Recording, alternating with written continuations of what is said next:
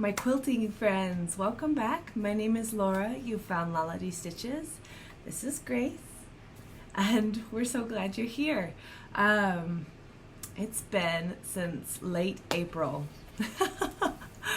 My last video, quilting video, was in late April, and I had to like quadruple check that because I kept thinking this cannot be. It cannot have been that long since I shared quilty goodness, but apparently it has. So here we are. That, I guess, just means I've had more time to compile goodies to share. So we'll look at it that way. Yeah, we're just gonna dive right in. I have in the past done a favorite notion or a favorite design, a featured designer at the start of my videos, and I have enough to share this time that that's the filler isn't necessary. And honestly, I think I've said it before. I've kind of shared my favorite things. I tend to stick with what works and be very unadventurous in new notions. Unless I see something in a video or class that inspires me to purchase it, I tend to be fairly traditional with my tools. So I've kind of shared what I use. We might have a video at some point where I kind of start recapping things just for new viewers, and I know not everybody goes back to watch the older videos, so it's not that these segments will never happen again. I just don't have anything to share this time, but I do have a lot of progress on my current projects, and due to the completion of several projects this year, I am in the planning stages and will be starting several new projects. So we'll kind of cover that at the end, and I've got some really fun ideas, and so there will be new things there. I also even have a little bit of quilt shop haul.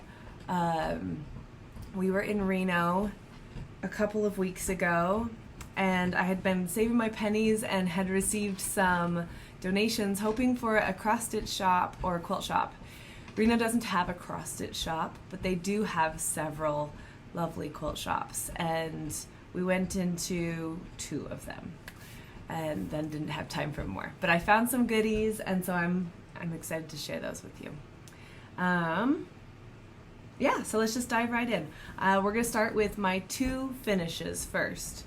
So one is a top that I finished last summer, and I got it quilted. So, and this doesn't have a pattern name. I'll link the video for it where I talk about all of the pattern details. I got the measurements and everything off of a blog and then added a border basically. But this is my American flags. We're gonna turn the chair here. And I actually might stand on this chair. See, this is gonna work.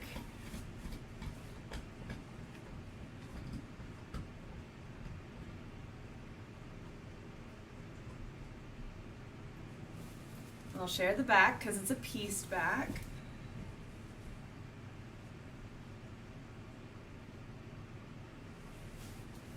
And we'll come in close for some quilting because I just did a loose stipple or swirly quilting pattern with some stars interspersed.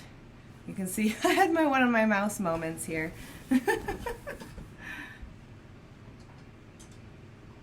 So it's a fun, just simple quilting pattern, and I'm stepping on something. And then I used a red, white, and blue thread for the front. The back is just a gray thread, which blends really nicely with this and kind of just showcases the quilting on the back. But I think it turned out really cute, and it's been really fun. I finished this early June, And so it's been downstairs on one of our chairs down there, and people have used it as we've watched movies and stuff this year, and that's been really fun.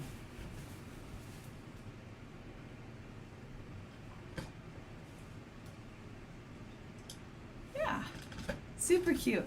I still love that this has a combination of more modern prints and more traditional prints. It just gives a fun variety of color and depth, and it makes it really brain cohesive with my kind of changing tastes through the years, because sometimes I've been, oh, that's upside down. Sometimes I've been very traditional, and sometimes I've leaned more into the bright, clear colors with my quilts, and so this just plays nice with everything. Yeah. And I did do a machine binding on this, which is what I do for all of my quilts nowadays. I used to hand stitch all of my bindings down, and it just got to the point where my hands couldn't handle the workload of cross stitching and applique and embroidery and all the other things I wanted to do on top of kind of more utilitarian stitching. So, but it works for me, and it's very durable, and yeah, so there she is. I love it. Turned out really fun. Let's see. Okay, and this next one, we're actually lucky that you get to see it, because I had meant to film early July and then get this in the mail, and life kind of fell apart for a week and a half, and I didn't get it to the post office or the video done. So it works out well. It's a birthday present for my father-in-law. His birthday was this week. But he's already been called and told that this was coming, and I've got strings. Fortunately, I also have scissors. And he's actually out of town on a business trip anyways right now, so he wouldn't have been home to receive it. So it works out well. We'll get this shipped after I share it. So this is my father-in-law's quilt.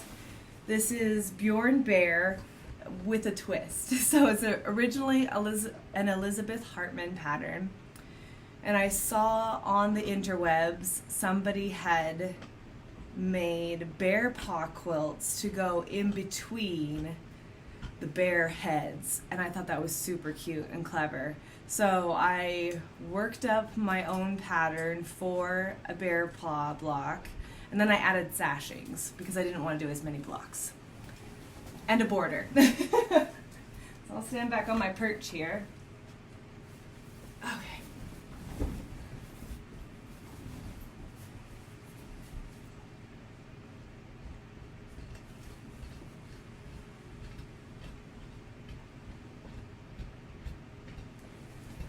See it all? It's always a bit funny. Then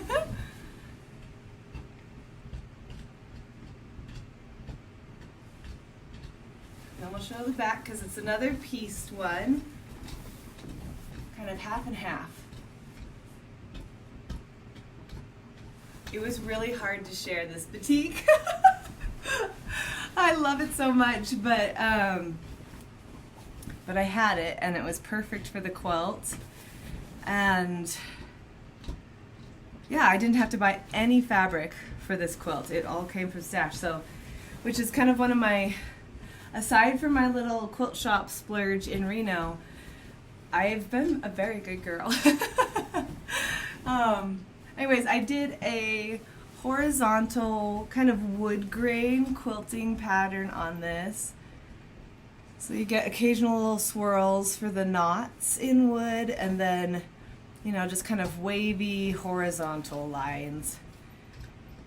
And I really am pleased with the effect it gave.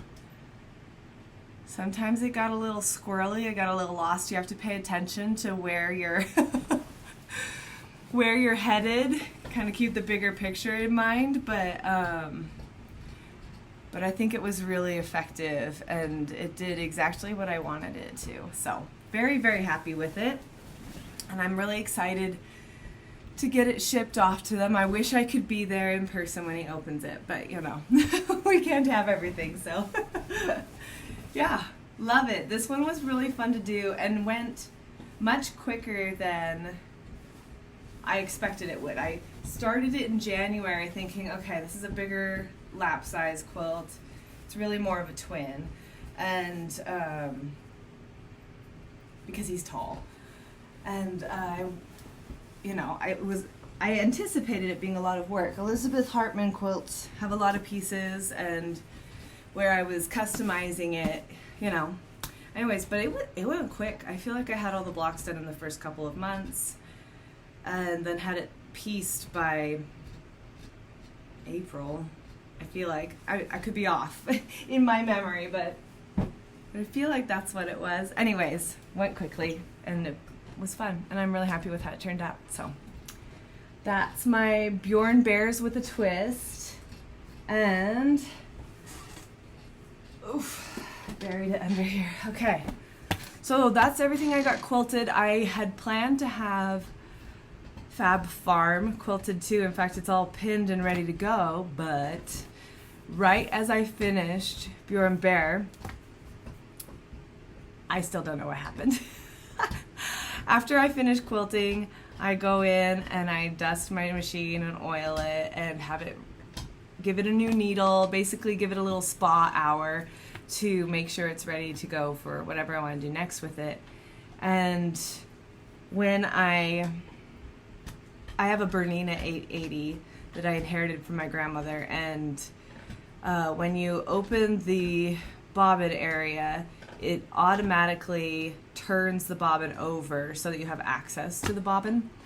And when it turned over, it literally like yeeted, like it just like spat the bobbin race out. So it wasn't just the bobbin that came out, it was the bobbin, the mechanism, the race that it sits in came out. And I have spent hours, even when my mom was here, we both looked at it and I cannot figure out how to get it looks like it should just like nest back in there, and it has a little magnet on the back.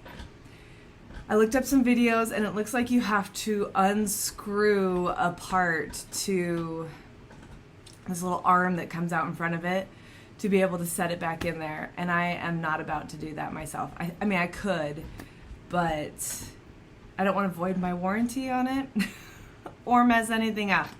So my machine is out of commission, the big one. I still have my 350 for piecing. We're good there. And I have quilted things on a 350 before. I'm not really inclined to do that since I don't have to anymore, but you know, if I got super duper motivated, I might try it again. Anyways, so Big Bertha has to go to the doctor. She has to have a little technician spa day, which sucks. Anyways, which means she's totally out of commission because I can't afford that right now, so. Anyways, all that to say, I got 2 quilted out of the 3 I wanted. I still feel good about it. But I do have a top finished. So I have been working on, out of Quilt Recipes by Jen Kingwell, the Wensleydale quilt, which looks like this. Her version anyways. I love, love, love this book. And she just announced yesterday that she's doing a Quilt Recipes too, and that it's done and ready to like go to print, and oh, so that's going on my Christmas list because I can hardly wait to see what she's done. Oh, excuse me. Too much excitement.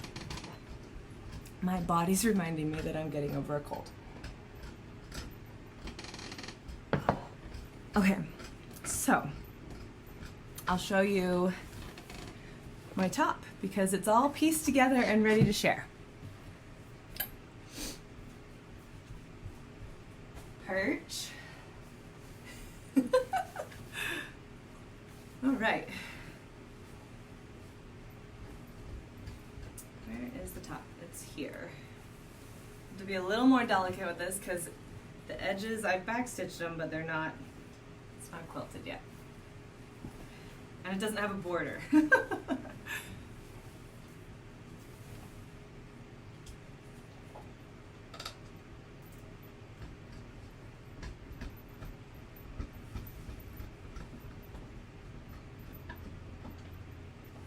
I could just squeal. I'm so excited. Oh.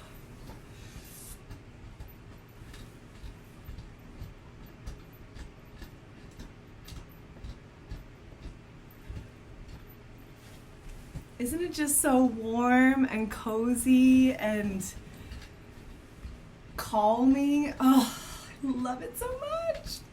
I love it so much. And I didn't fussy cut for everything, but occasionally I did, if the fabric leaned into that, I did do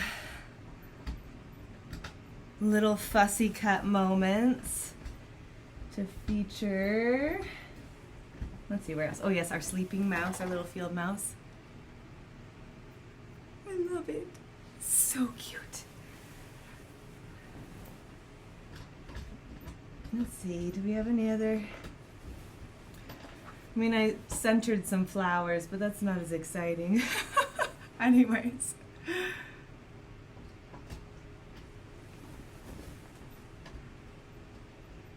I'm just tickled, you guys. I just love it. It turned out, it's just like my head vision came into fabric and it was everything I wanted it to be. And I can hardly wait. I'm so sad that my machine is down because I can hardly wait to have this done. So I do have a piece of fabric. I'm gonna use this for, whoops. Hey you guys, stay there. I'm gonna use this for the backing, which will be delicious. This is an old thimbleberries that I've been hoarding for 1,000 years. Okay, for 20 years. 2005 it says on the salvage, but it's beautiful. And it's the perfect mustard yellow to complement, you know, my kind of mustard yellows in here. It's gonna be good, right? And then I had one extra block, so I'm gonna applique this on the back with a little year date. That'll be cute. So I have everything ready to go. I would need batting, but mostly I need my machine to go to the doctor first. But yeah, I'm super excited. I adore it. I love it. I just want to cuddle up under it all year long. Has all the cozy vibes without being locked into a season, which I love. And I love me a seasonal quilt, but yeah, so good.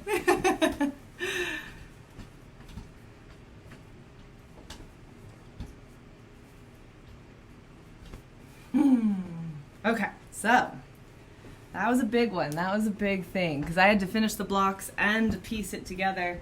And the layout, it was funny because I cleared out my whole room, like shoved all the furniture to the walls and everything, and had basically set aside time to really putz around with the layout. But I think I made one switch of blocks. And then I was like, okay, just let it be random. It's scrappy quilts like that are so easy to overthink placement and to be like, oh, is that too many yellows in one grouping or too many darks or too many grays? Like, do I need to space these out or bring them closer together? And at least I can definitely overanalyze. Similar with my log cabin here. Really, I laid it out and it was kind of like, okay, I guess that's good. As long as everything's turned the appropriate direction, we're just gonna let it be.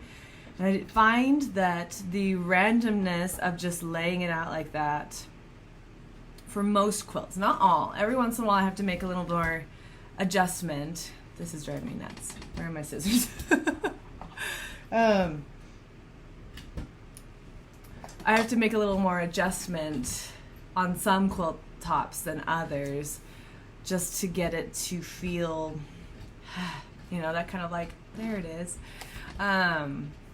But this one, the Wensleydale, it just magicked itself into the perfect order. I didn't have to tweak much at all, and I didn't even want to. So, yeah, what a pleasure that quilt was. I've really, really enjoyed it, and I'm anxious to jump into another one. I haven't chosen another one yet. I love this one.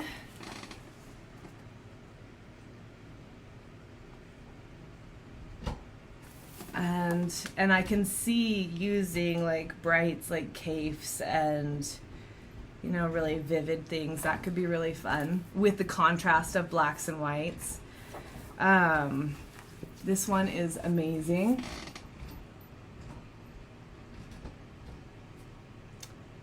And I love the subtle background. It's almost an ombre into dark in the background grays itself, but then you have the secondary color rainbow going through. It's a really neat quilt. It's really, really gorgeous. But then part of me wants to hesitate and be like, what if my next one comes from quilt recipes too? It might. I don't know. So I'm not ready to go on any of those yet, but my brain is definitely searching for the next strictly machine-pieced Jen Kingwell, because apparently that's what makes my brain happy right now. Okay, so let's go into the blocks. Excuse my nose, I'm so sorry. I was hoping today would be a little better, but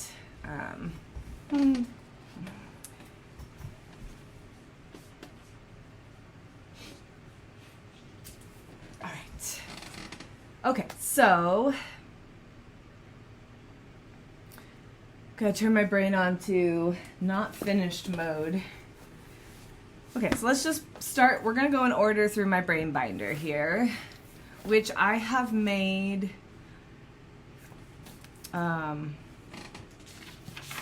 so every quarter pretty much I make a cover sheet. So this was my spring goals of things I would like to do, and you can see from it spring was hit and miss. Like some things I wanted to get the Wensleydale top done. I wanted to do 10 pretty little pots. I didn't do any. So I've pushed it forward to another time. This I did a few stitches in, but I really just didn't do anything on it. So some things I hit out of the park, some things got added in that weren't on the list, and other things just didn't happen, and that's okay. It's really just a way for me to kind of rein in my imagination of possibilities and get things done. So I have made a new cover sheet for summer, really the end of summer, so July and August. And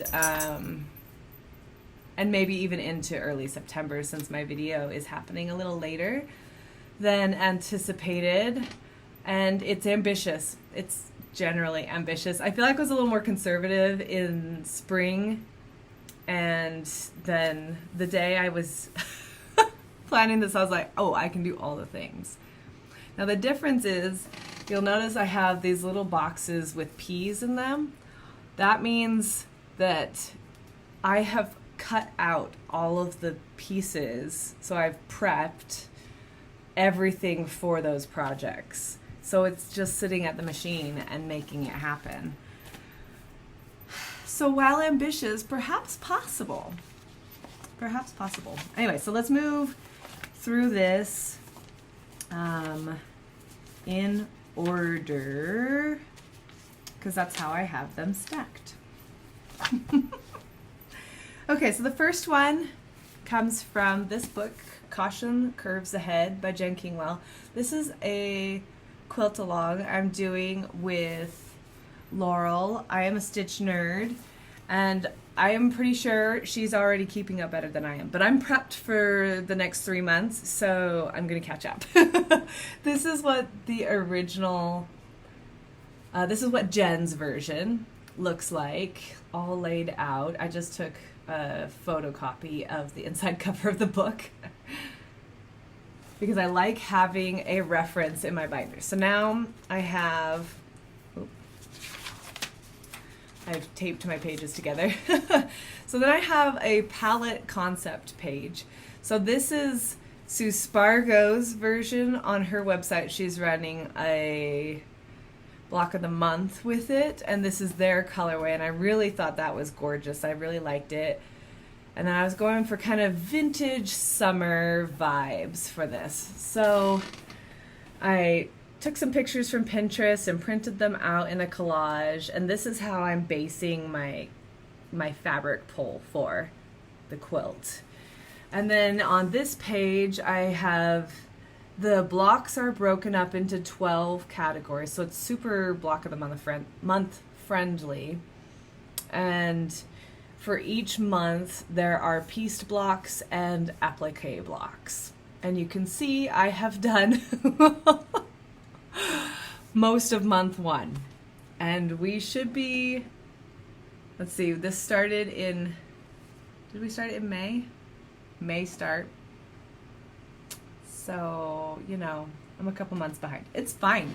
They're not big blocks. I'll catch up. And they're all prepped. So, oh, and here are my fabric swatches so far. And you can kind of see, hopefully, if I'm doing it right, that there's a correlation between my concept palette and my fabric pulls. I think we're doing pretty good. Yeah, so that is the first project in here. I'll just set that there. And now let me show you the blocks I have done. I am realizing, oh, we're good, okay.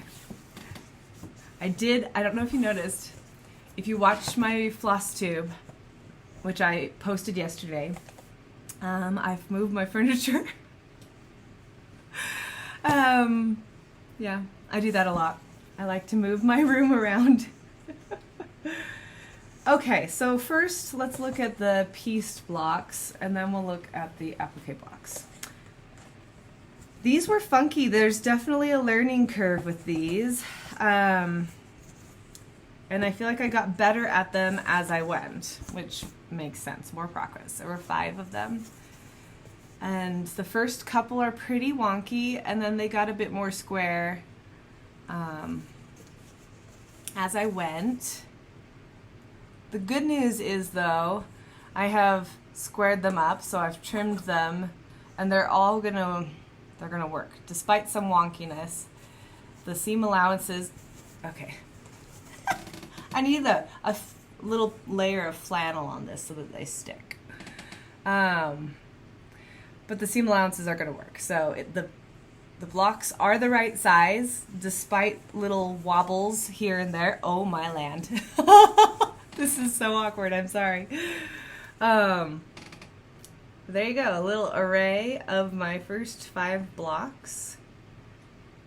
Yeah, they're funky. Every seam is curved, which gives the coolest effect. I mean, it really is neat. Here, let me hold one of these up here.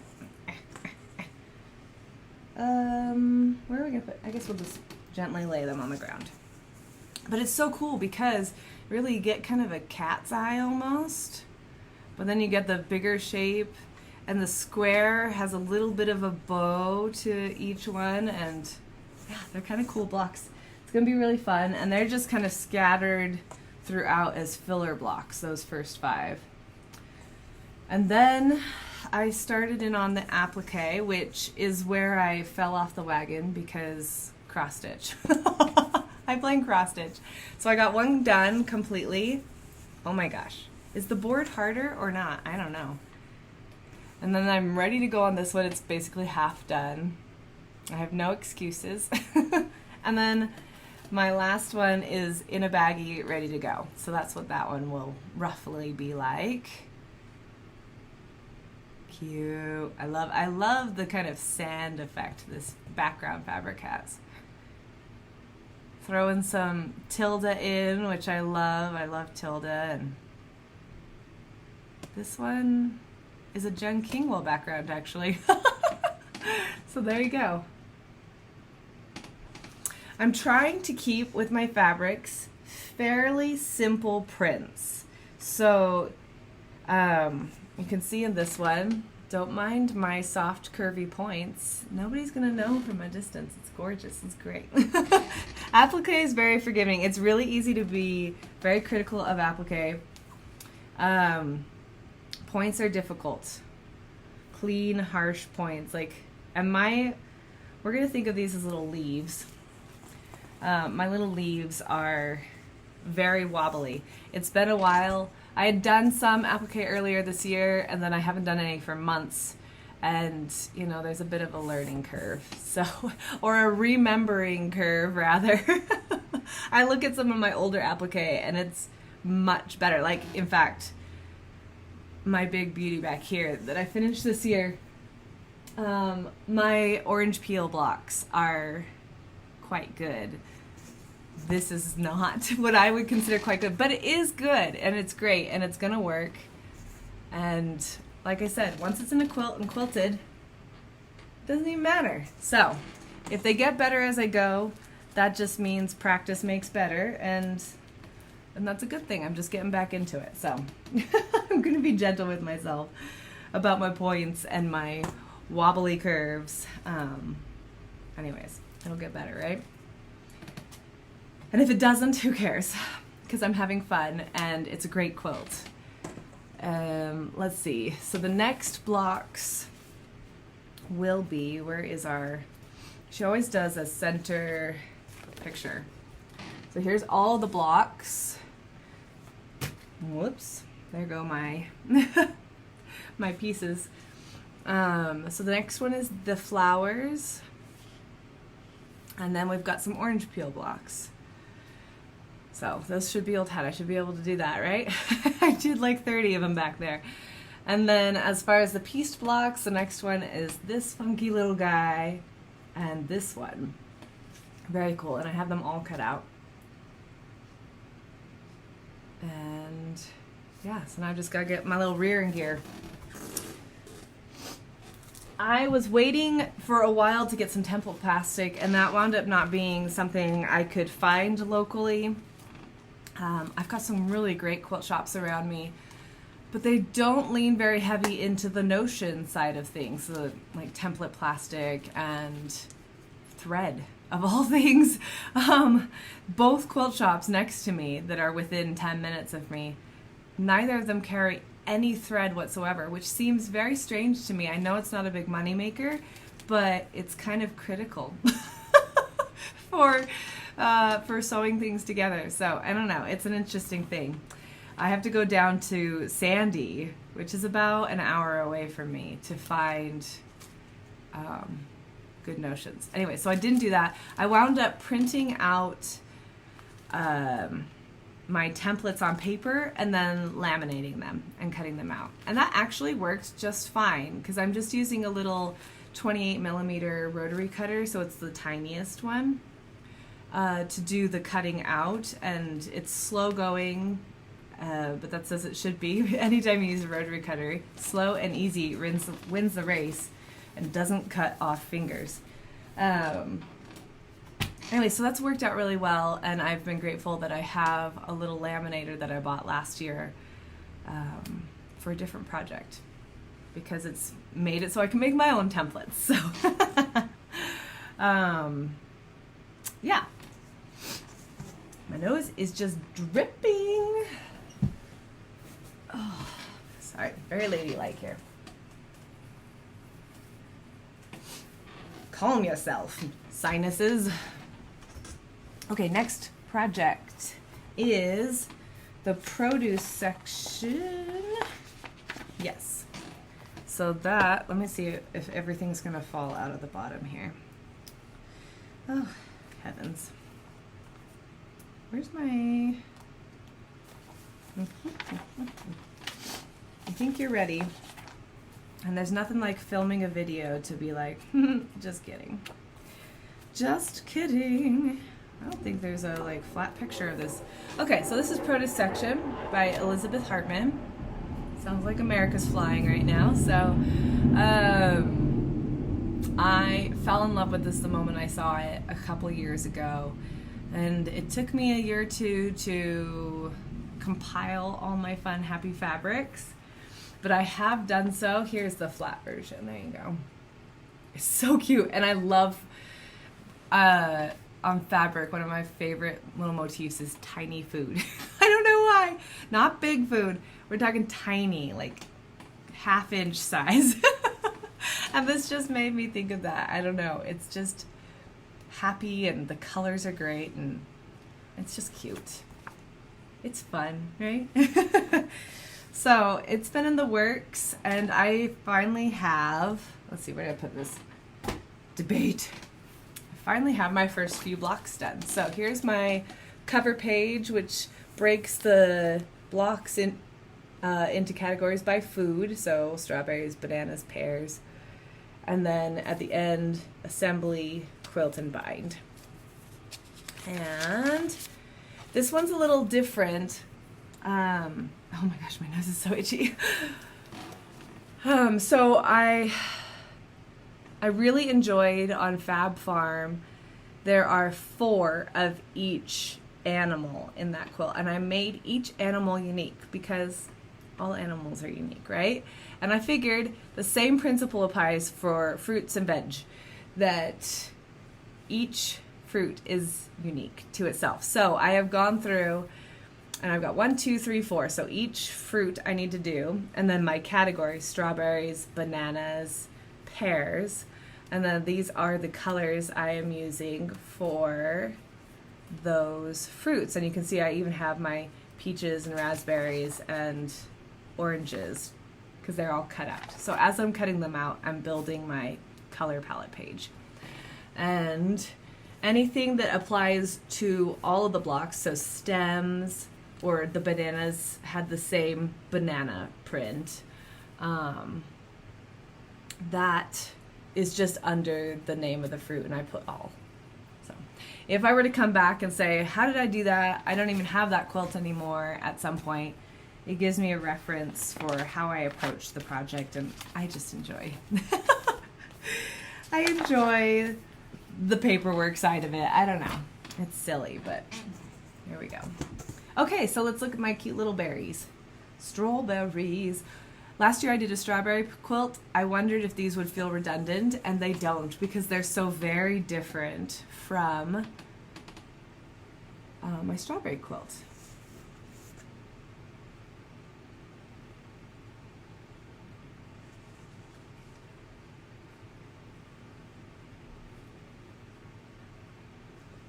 Cute. And then we have our pears. We love this one with the polka dots. Cute.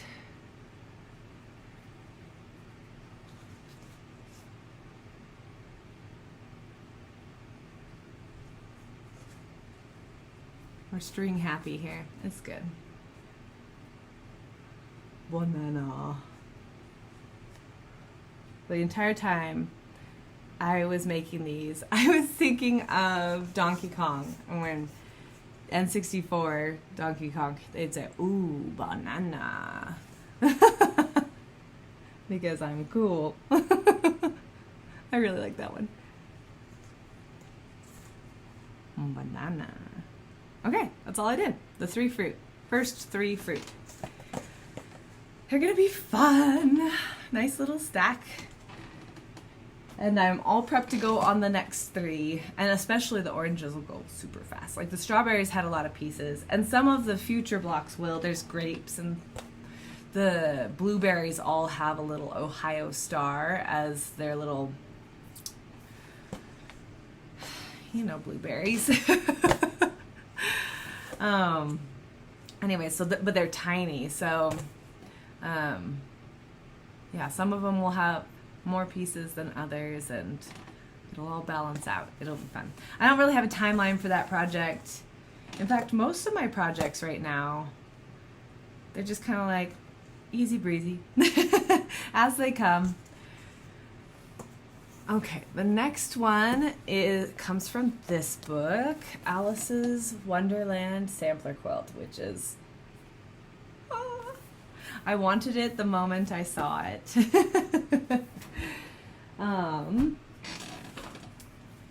It's a beautiful book, and so here's the layout of the quilt with that beautiful rainbow border, which I haven't started yet, but I have plans to do chunks at a time, so I'm not doing it all at once. This is their given palette page, which I put in here planning to glue little pieces on in place. And I have wound up just pulling from stash block to block. And that's working for me for the construction of it. But it makes it so that I'm not really following this. So this is a little redundant other than as a color reference, and it has been useful for that because I will often lay my binder out while I'm working on any given project, and in the patterns themselves, I don't think there's anywhere to show you without sharing the pattern, and I don't want to do that because of copyright, but they're broken up into by block, of course, but she refers to the colors by like A1, so A, B, C, D, blah, blah, blah, blah, blah, 1, 2, 3, 4, 5, 6, blah, blah, blah, right? And so I can go A5, oh, that's supposed to be this pretty kind of orangey yellow, so I look for an orangey yellow, and that's been very helpful to kind of, I want the colors to read similar to this, but I'm not using her fabrics. I'm just pulling from stash, from scraps. So having the reference handy has wound up being useful despite it not being used as I kind of intended the photocopy to work out. My cover page is a little different for this one just because of the layout of the quilt. I tend to customize my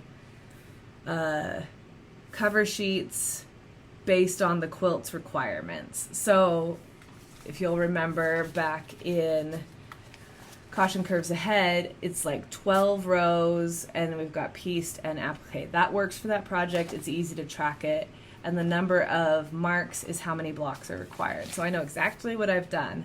This one has 100 blocks, so I just did a 10 by 10 grid of little gray squares, and as I complete the blocks, I give it a check mark. So I know I've done, at quick reference, 11 blocks, and that works for me. And then I've got assembly and bind and quilt. My start and finish dates, which is a new feature to my binders, because I realize sometimes with older projects, I don't really remember how long I've been working on them.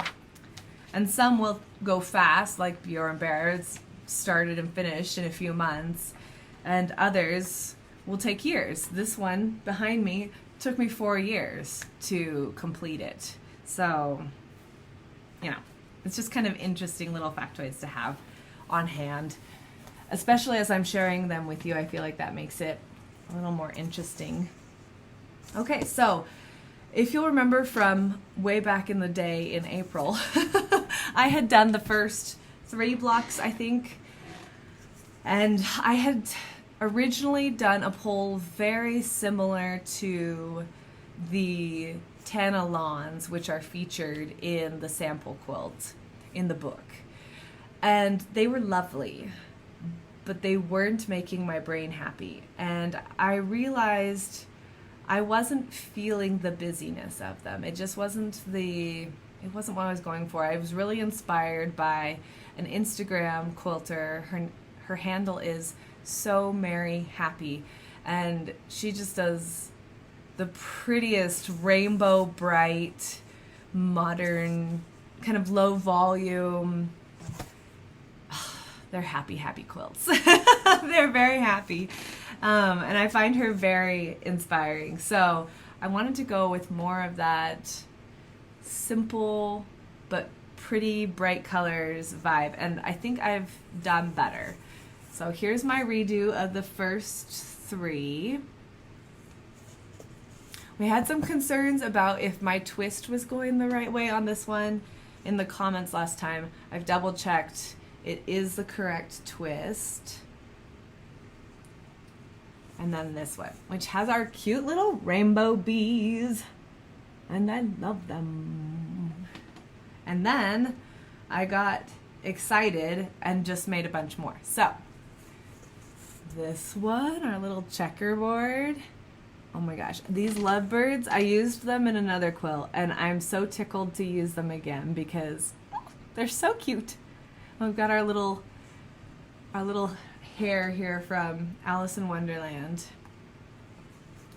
This one with a purple ladybug in the middle because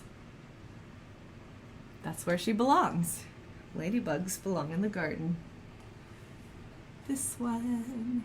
This is so fun too because the pieces are small enough that I'm able to utilize some of my smaller scraps. Oh, here's the original 3. This will be interesting. I didn't realize they were still in the stack. So, new version. Here's the old one. It was cute. There was nothing wrong with it. It's just a little busier, right?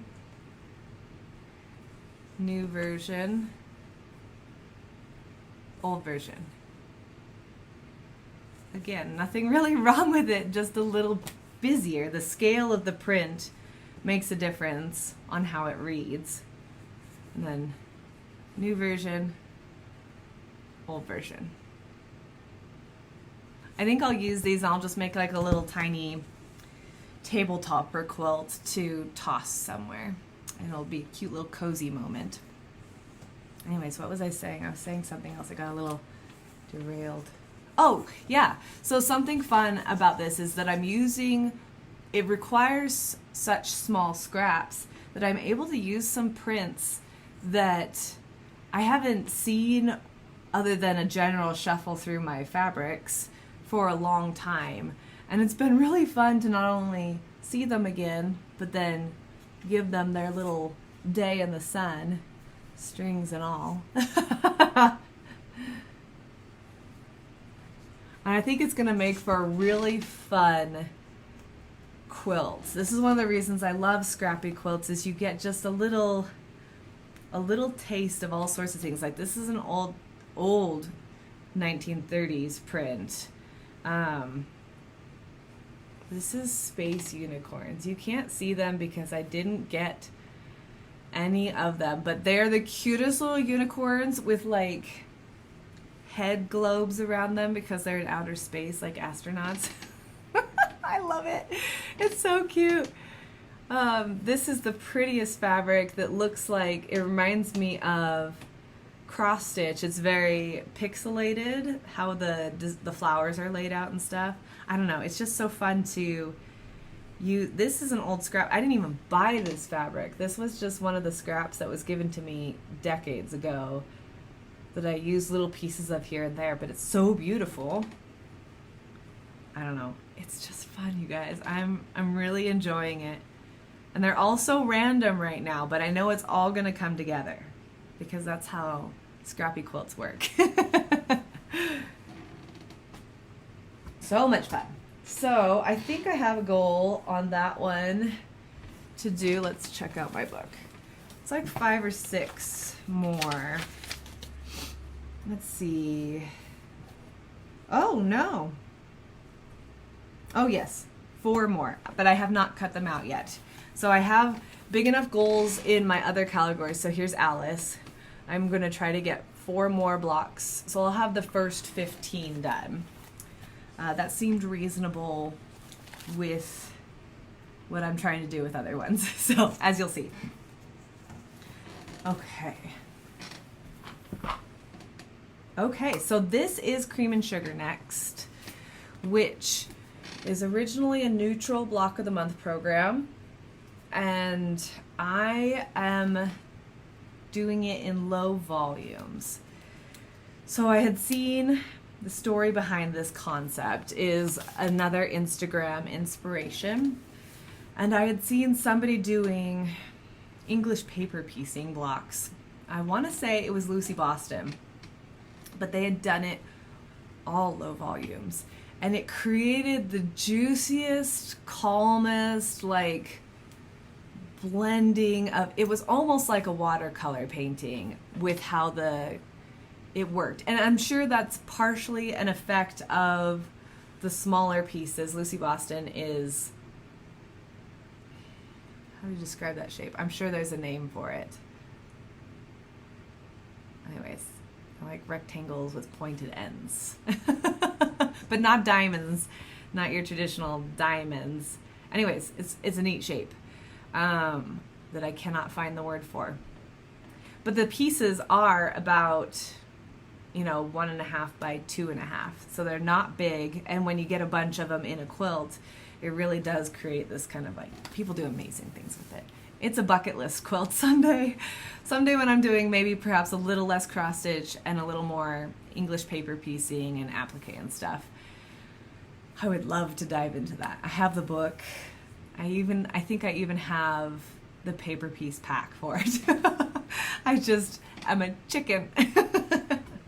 Anyways, but that's what inspired my palette for this. And I love low volumes, and I would really love a more calm, gentle quilt to have on my bed as a potential like background that you could throw something more bold at the end of the bed or something. Anyways, here are the low volumes I've used right now, which looks like kind of busy chaos. But again, from a distance, it's gonna read very neutral. And that's kind of what I'm going for. I've set up this page by block. So this is just how the book breaks up the blocks. So starshine blocks, the larger setting for those blocks, which I have completed both of those. I should give this area check marks now. The large blocks, which I have cut out now, medium, small blocks, and then they have subcategories within that, and then assembly and all that jazz. This quilt does finish 80 by 80 though, which is not big enough for a king bed. So I'm going to have to, at some point, once I get all of the required blocks done, I think I'm going to wind up designing one extra row to bring it closer to 100 square, because I want it to have some drape over the sides of the bed. I don't want this one to just be strictly top of the bed. Sometimes I do that and it's fine. This one, that's not the look I'm going for. This is more of a main event comforter kind of thing. So here are the starshine blocks with their large setting. I love this one. This might be my favorite one so far. Just that gentle blue in there.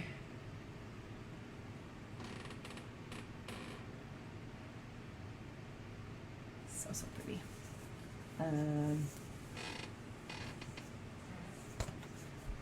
And these are the biggest quilt blocks in the quilt. I have 4 more or 5 more that are the large setting 2. They're all cut out. I planned to have them done and they just didn't quite get pieced. They're actually sitting by my machine.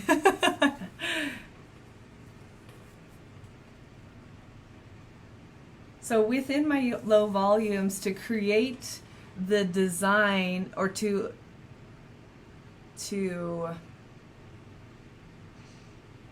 lean into, how do I word this? I don't want the stars to completely disappear, right? There's a lot of work that goes into them. So I'm using large scale versus small scale prints to try to create the shapes so that you can still see the stars, you can still see my little points, they stand out. And I was really trying to use the same background throughout the block. I'm working from scraps, from stash. That doesn't always work on these big blocks. It did on the last one.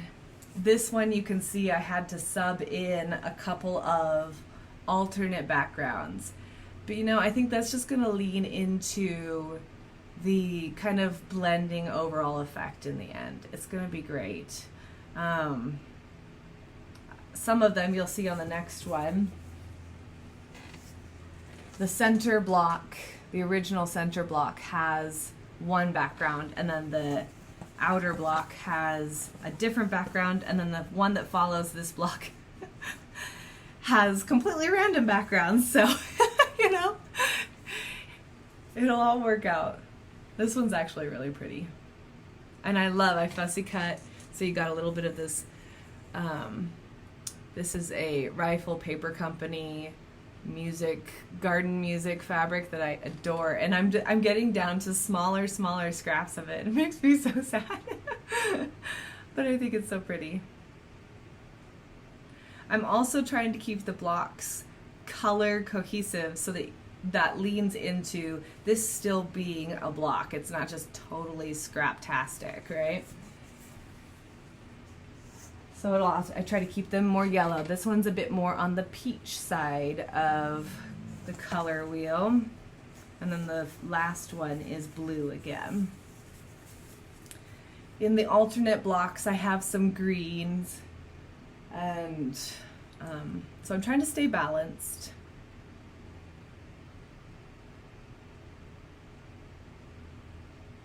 It's neat though, you see different things with each block, even though they're very similar.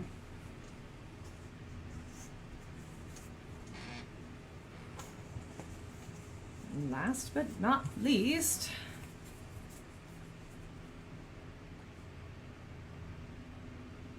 I do like these. I've definitely had moments while pulling fabrics. I'm like, is this gonna do what my brain thinks it will do? Is this gonna be pretty? I think it will. Nice to have little affirmation moments.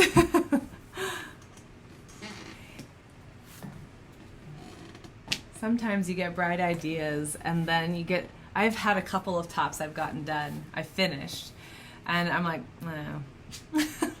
Okay, that was a good idea.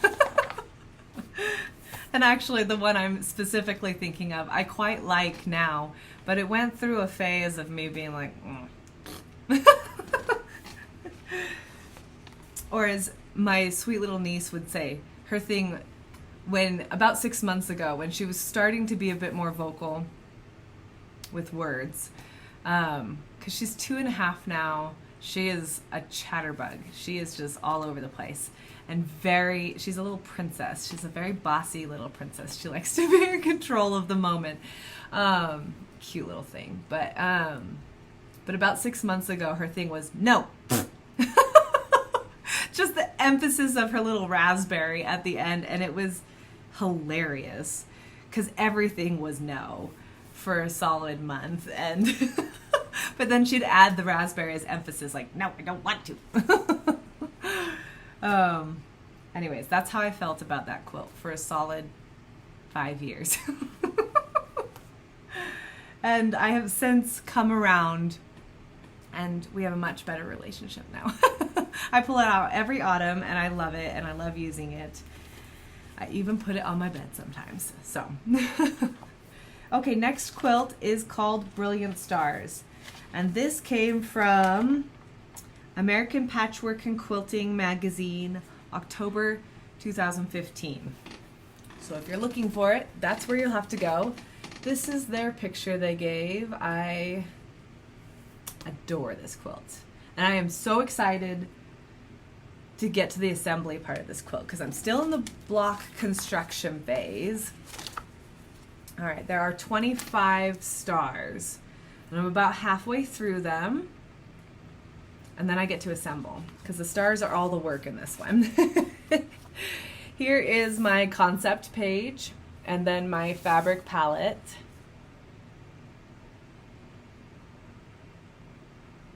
They're vibing, they're vibing. Okay, and then a reminder of that. So I will show you the blocks I have completed. I had put this away for a while because it has very late summer, early autumn, warm colors to it. So it's a bit more seasonal in my brain, but I'm in full swing with it now. I plan to get all of these blocks done this year. I love this quilt so much. I can hardly stand it. I'm so excited. I just want to use it. I want to cuddle up under it. It's gonna be, I think it's gonna be pretty spectacular. And it's so unlike anything I've done to date, which makes it additionally exciting. An additional level of exciting? I don't know. You get what I mean. Got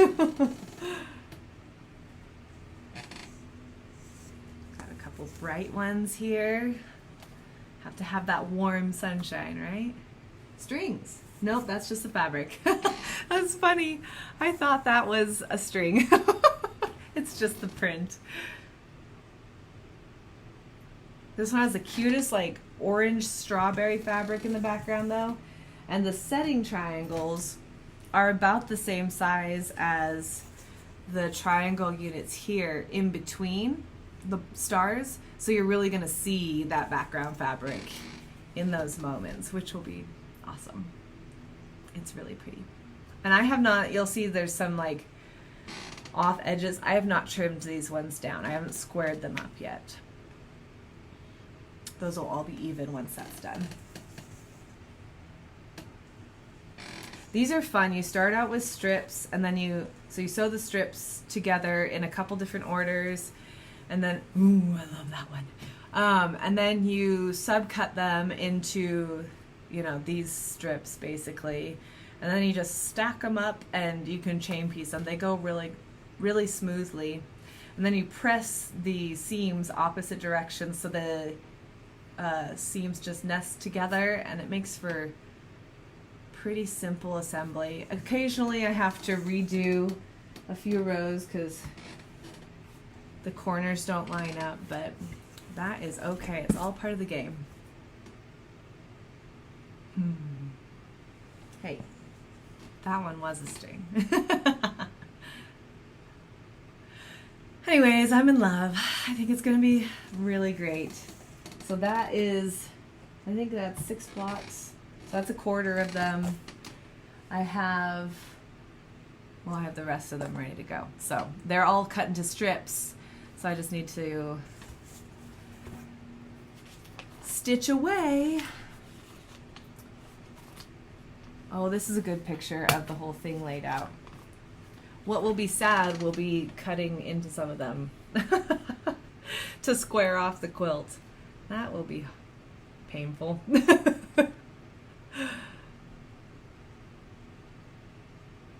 So that's Brilliant Stars. Okay, last but not least in the quilty world here, I got some more work done on Baker's Dozen. And this is a Jen Kingwell quilt that is completely machine pieced. There is our big image. I'm doing this out of 1800s reproduction prints, and I'm making this quilt for my husband, hopefully by Christmas. That's ambitious, but with focus it can happen. And fixing my machine. Oh, sadness. Anyways, here's where we are. This is my cover sheet. I broke it up by block again, and you can kind of see my faint little squares for how many blocks of each there are. I have completed, so I had it broken up into months, right? And if I stay on schedule, I'll be binding it by November. So that's what these little September, October, November. Oh boy. Yeah, we're a little behind. It's fine. We're going to catch up. I have everything cut out through the checkerboards right now. So that's a substantial number of blocks again. So I really do think I can get this going. Let me show you what I've gotten accomplished. What I discovered after my last round of blocks is that this is assembled exactly like, or similar, I should say, similar to Midnight at the Oasis behind me. Being that there is a center and then you build borders around the center. So kind of a round robin thing. This is the same assembly. So what I did was I finished the blocks and then I assembled the center. So I don't think I have to go too far back because it's just the middle right now. But this is where we sit. There.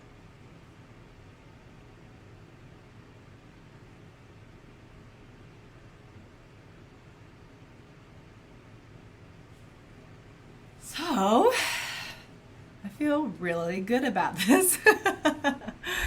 And all of the blocks I have cut out will complete the next border. And then I think there's only one after that. Like, it's not a huge quilt. Oh, I guess I could say, do you guys want to see it up close? You can look at it up close, that's okay. But anyways, 1800s reproductions. They're my husband's favorite fabrics. His name is Daniel. And every time we go into a quilt shop, if he actually comes in, he is a saint. He's so patient. He will wait outside in the car as long as I want to be in a shop. And never say a word about it. He's just such a big support for me. But when he does come in, he always beelines to their 1800s reproduction section if they have one, because they are his favorites. And he's so cute. He'll point out, he'll be like, I like this and I like that about it. And I like this one because it's orange. His reasons are so cute. Because I'll ask him, I've been trying for years to figure out what he likes so that I could make him a quilt or two that can just be his and he can use it however and whenever he wants. Anyways, but his reasons, I think identifying why he likes something is a new practice for him. And so when in the past when we've gone in and he'd say, oh, I like this one, I'd be like, oh, cool, why? And his answer was like, I don't know. I don't know, I just do. Which is fine. You can like something just to like something, but it makes it really hard to secretly collect things that he will like with any kind of... It's just hard to find it without some kind of identification of why. Anyway, he's gotten better. He'll point out a motif that he likes, or he really likes paisleys, and he likes rusty oranges and warm, rich colors. Anyways, so I think this is going to be his cup of tea. I think he'll really like it. I hope so. If he doesn't, I'm taking it back. Because it's a lot of work. Anyway, so the next blocks... let me find... Where is my little... This one, it fell out. So she just does a staple binding on these, which is great, but I tend to manhandle my books, apparently, because the center often falls out. So this is all of the blocks.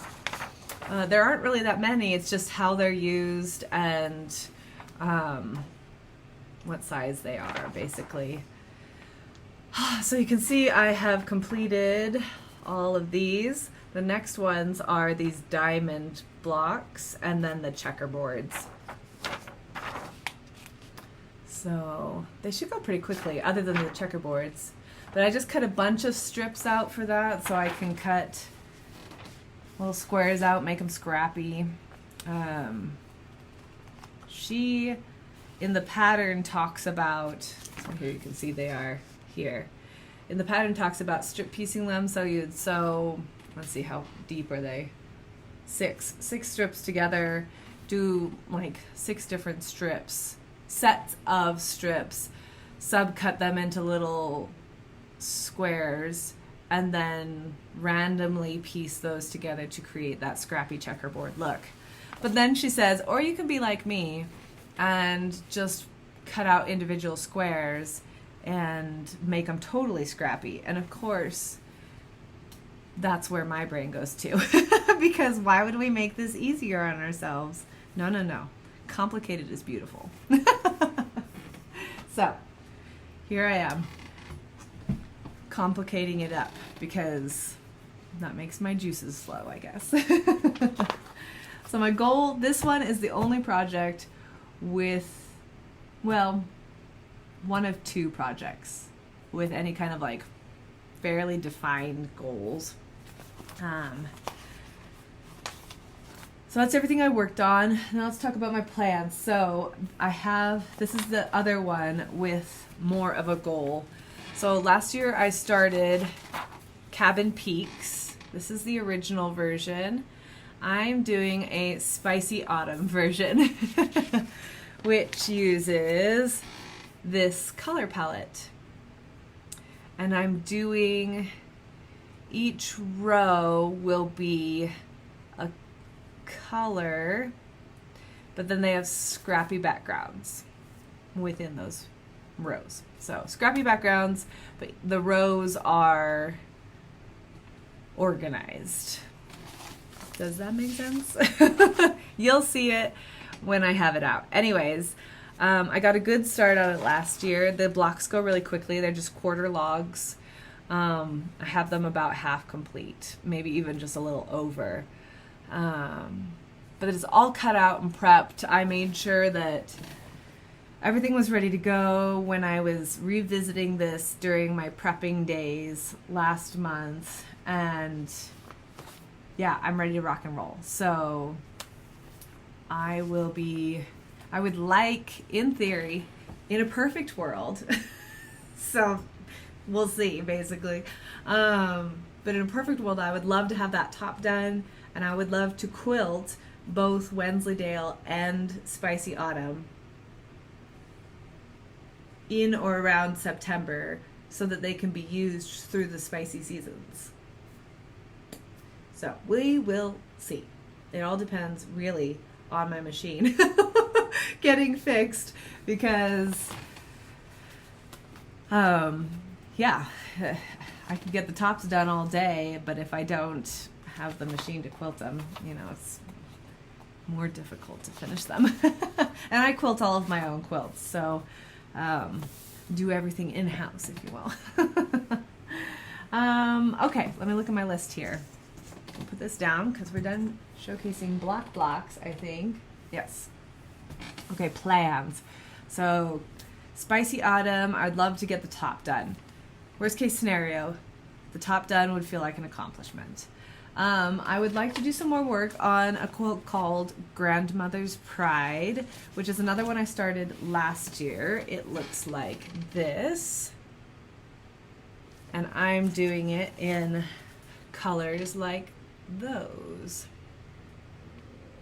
So this is another one that came from a magazine, Quilt Sampler, Fall Winter 2007. So something I've been holding on to a long time. It's finally coming into its moment, and I have, I think, again, about half the blocks done. Yes, so I don't have a hard goal for this, just get more progress on it, really. That will be fun. Okay, so I talked a little bit about, I've been dreaming of scrapbuster quilts. This is one that I thought I had pretty much figured out. I have been given this bolt of the most scrumptious, it's really almost, it's like a combination of those two colors, maybe like that color. It's really beautiful. And I thought, oh, that would like fit this palette. But when I started pulling colors to lay on top of it, I realized that I wanted more of the golden blocks, and it just didn't work very well. So I'm kind of in the process of reimagining this one with a potentially scrappy background in creamy tans, but not as deep as this, so that these colors will still pop off it. Something more that color, which is why it's circled, so that the other colors can become the focus rather than the background overpowering the piecing. So this one's still in the works. I need to do some fabric pulls based on that concept, and we'll see if it doesn't play more nicely. But it's not going anywhere. It's just not started yet.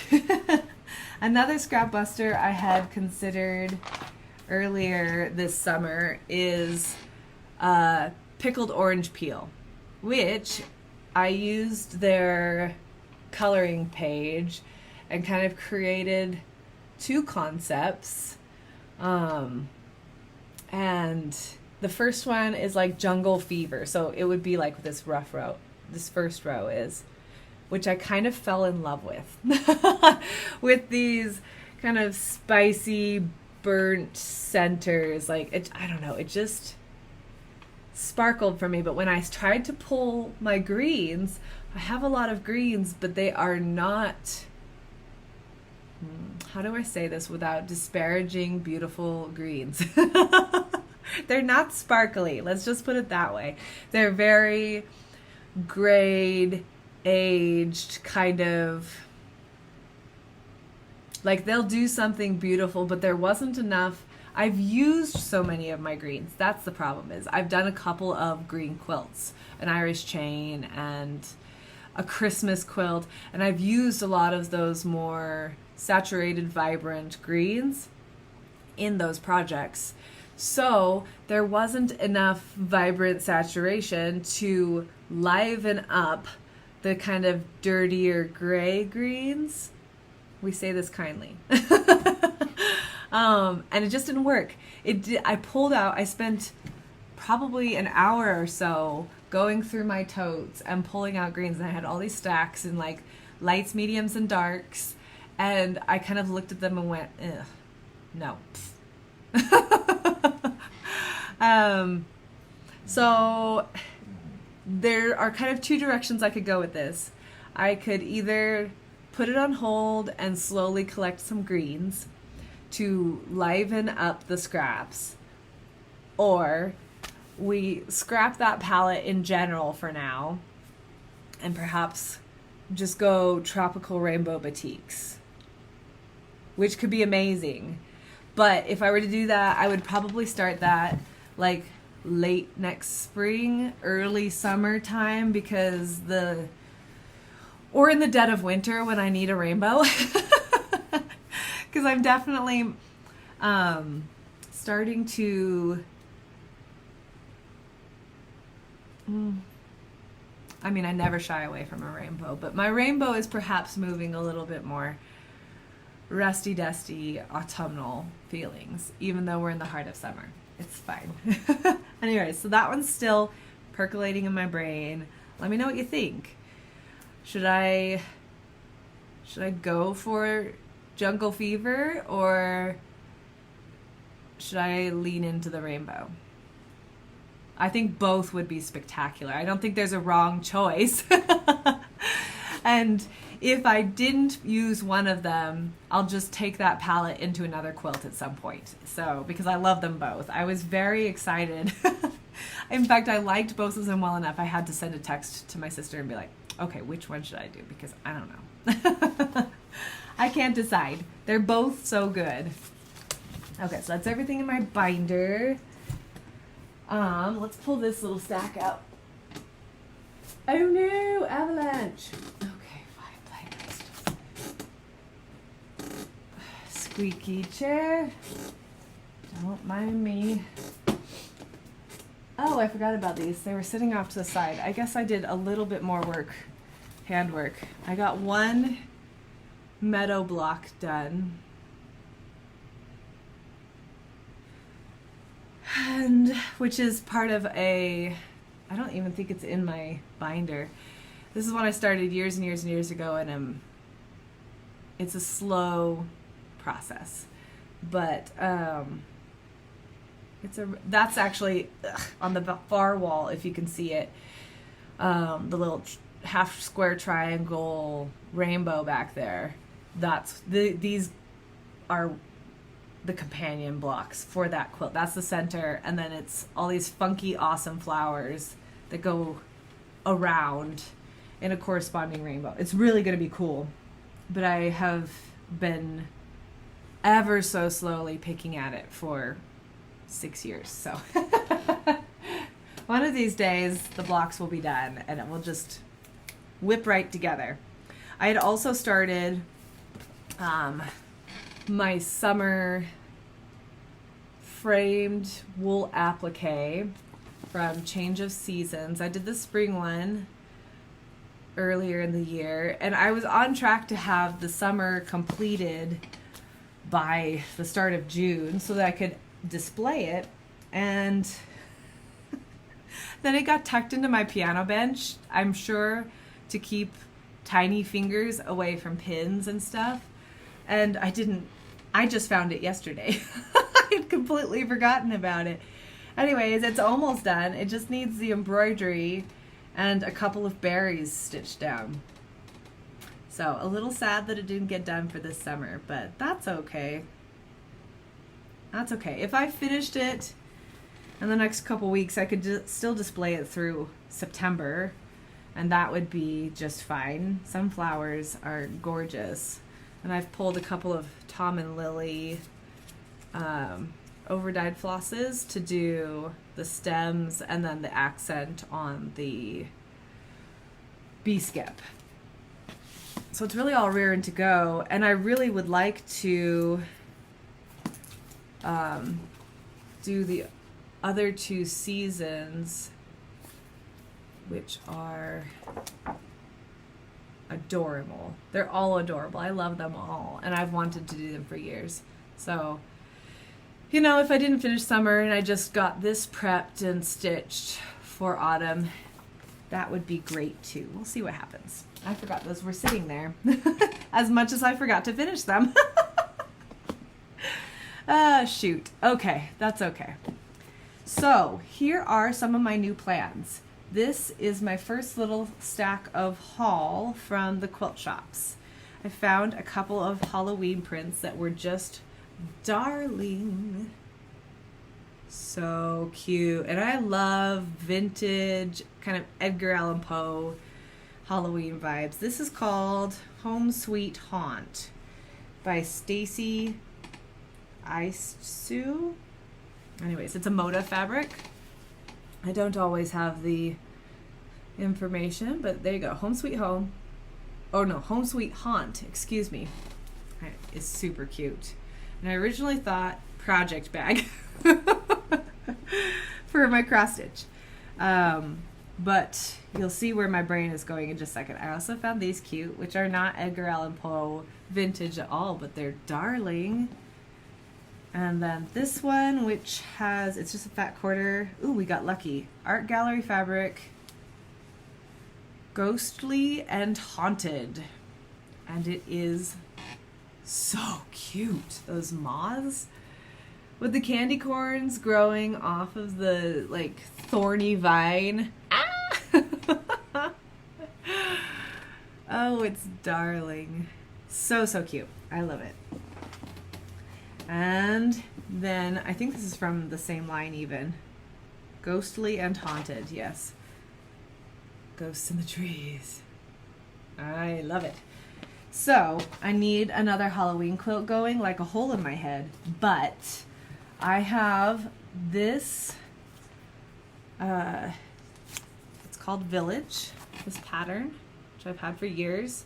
And I always thought originally I would do like little beach huts, like, so in the late 19th, early 20th century, when they would go to the beach, they had these little huts which were tents to change clothes into their beach clothes, which were more clothes than most people wear now, but in their fully dressed state.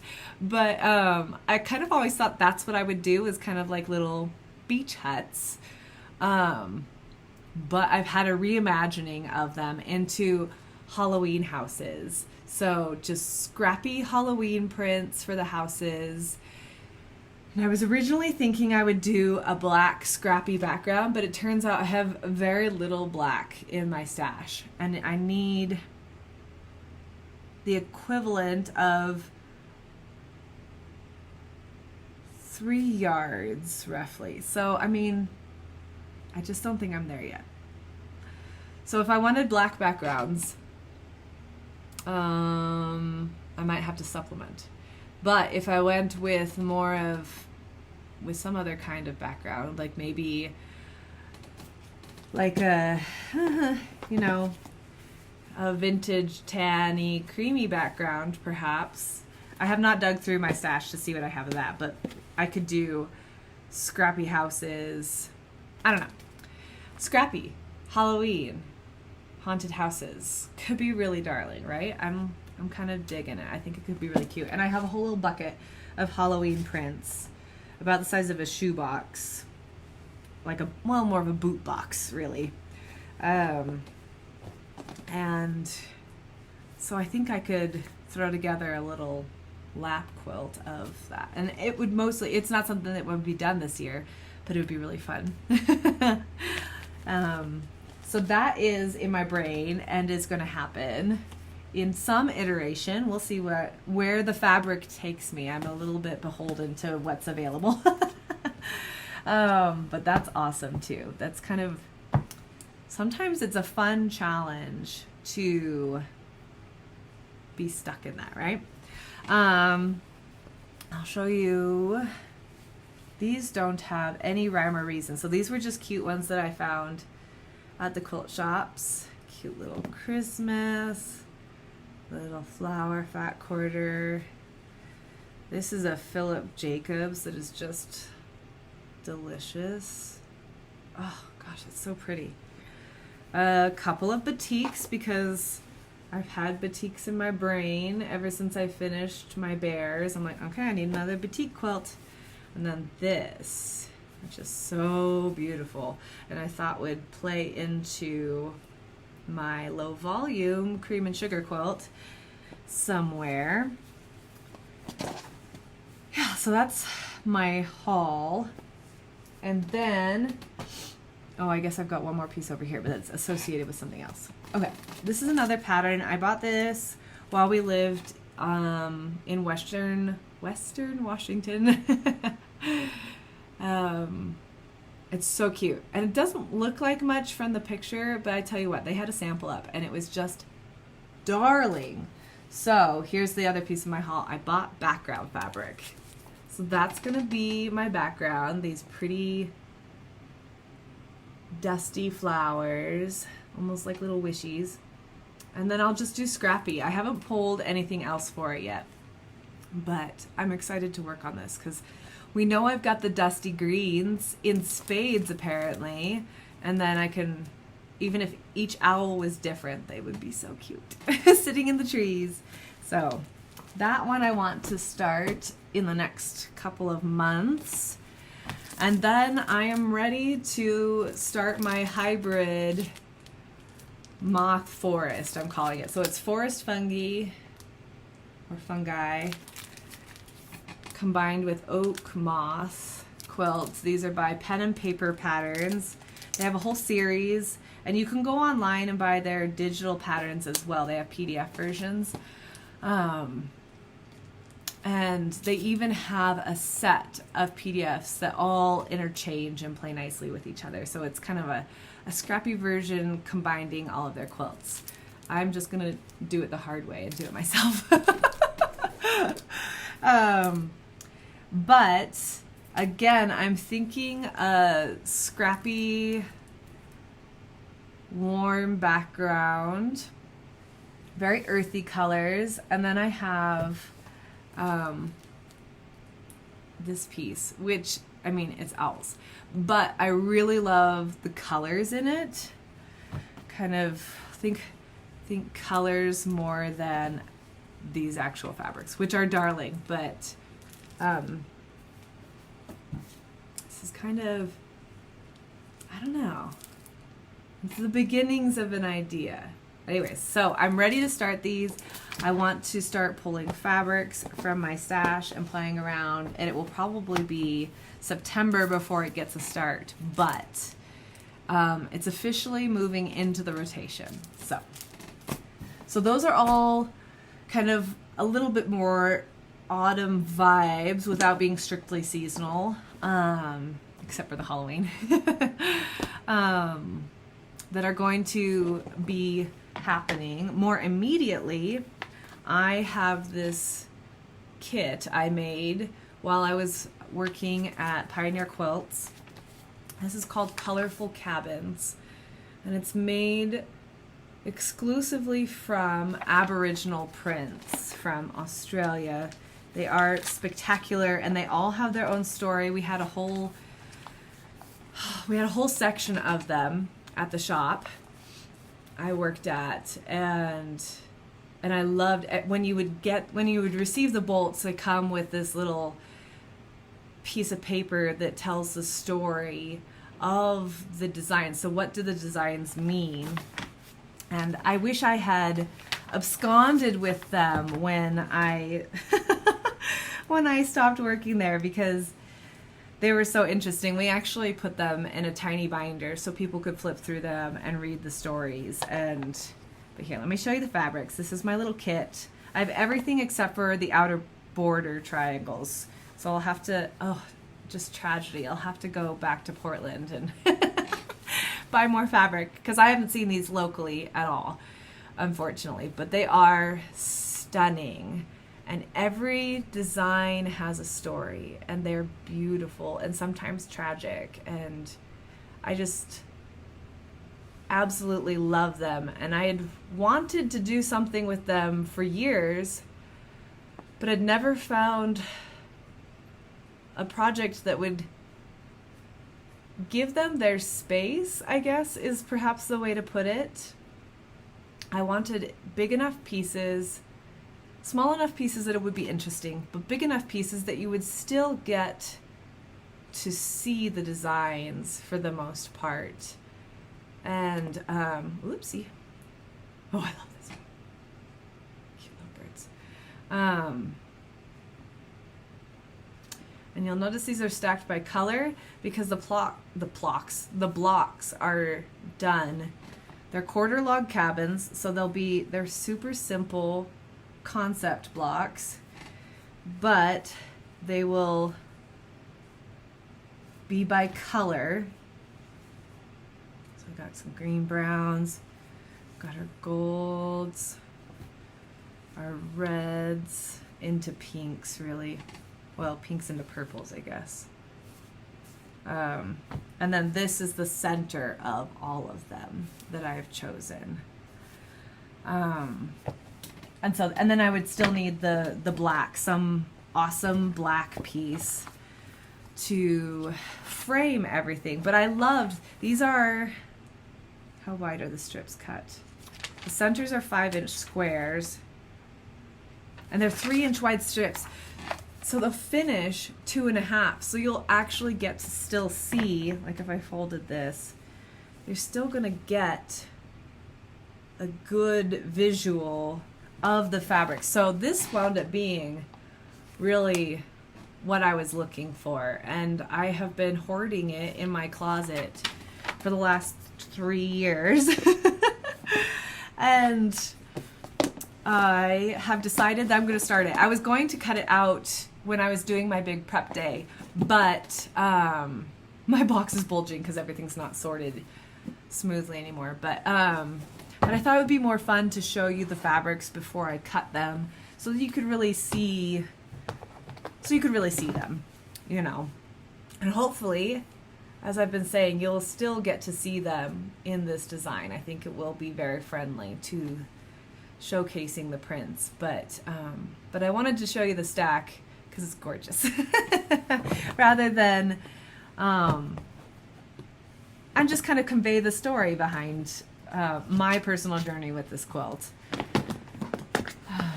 because that's part of it. Each quilt is a journey, and each quilt has, you know, its origin story, I guess, something that inspires it. I'm very excited to do this. Oh, did I say which edition of Quilt Sampler this is? This is Spring Summer 2018. 2018. So, and it's got some really cute quilts in there. Not just that one, but I'm going to start that one in the next week or two. Because it's just, it'll be quick cutout and simple assembly. It's very similar, really, it's very similar to Spicy Autumn, but it's going to have a completely different energy and a completely different finish, which will be really fun. And it'll be kind of a fun comparison of the same block utilized in a different way to give a totally different finish. So that'll be fun. I love things like that. It's one of the magics of quilting, is that everybody has their own spin, their own twist, their own taste, and their own inspiration. And you can take, my favorite classes to teach were when you said, okay, this is your quilt, and I'm going to show you how to make it yours, basically. So everybody's doing the same project, but you pick your own fabric for it. And at the end, everybody's got a different piece of magic, and it's just so, it's so inspiring. And I feel like it's so good for people to see how different is beautiful, different is good, that they don't have to be, like, kits are great, they're a great starter place, patterns are great, they're a great starter place, but it's really just the inspiration point. It's just the launch pad for what can be done. And I don't know, now I'm just like rambling excitedly, but I love quilting, and I love sharing quilting, and I know today was a little bit more show and tell than educational, but if you ever have any questions, please don't hesitate to email me. I'll probably write you an essay in response, because I can't write a 2-paragraph or 1-paragraph email, apparently. I had somebody ask me a question a few weeks ago, and I was terribly behind on responding to things, but I swear the question was half a sentence, and I wrote like this thesis statement on why I like certain threads, and it was more than she ever wanted, I'm sure, but you know, that's okay. So I guess emailers beware, perhaps, that I will respond hopefully sooner than later. Sometimes life and health have me really slow to respond to emails, but I always do in time. And I love to read your emails, and I always link my emails and my buy me a coffee and all that jazz, and my Instagram links below my videos, so they're there. And I love hearing from you. I even had one gal reach out and she said, I just got this awesome, fun, happy mail and thought you would like to see it. And it was so fun to just be excited with her for her haul, basically, you know, just like you guys are always so supportive and excited for me. So yeah, keep the emails and comments coming. I apologize for any delay, but I always read them, and I so enjoy the interaction. And truly, if you have questions, you know, tool questions or how-to questions, you know, I'm not my grandmother, but I'm happy to share what knowledge I have. So if I don't cover it in a video, don't be afraid to ask. Yeah, I'm here. So I hope you're doing well. I hope you're getting lots of quilty time. If you're hiding from the heat, you know, it's the perfect time to quilt when it's 1 billion degrees outside. And it's always the perfect time to quilt, right? Because if it's hot, you hide away. And if it's cold, you cozy up. There's no bad time to quilt. Anyways, take care. I hope you have fun, you find beautiful projects that inspire you, and I will see you in September. Our next Quilting Bee will be in September. So, okay. Take care, my friends. Happy stitching.